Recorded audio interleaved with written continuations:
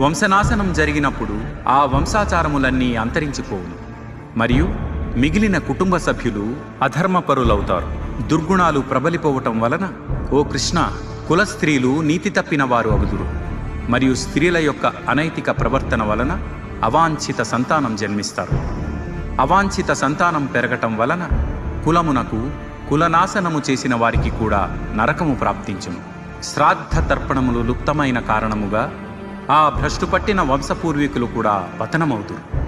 కుటుంబ ఆచారము నాశనము చేసి అవాంఛిత సంతానం పెంపొందటానికి కారణమైన వారి దుష్ట చేష్టల వలన అనేక సామాజిక కుటుంబ సంక్షేమ ధర్మములు నశించిపోవును.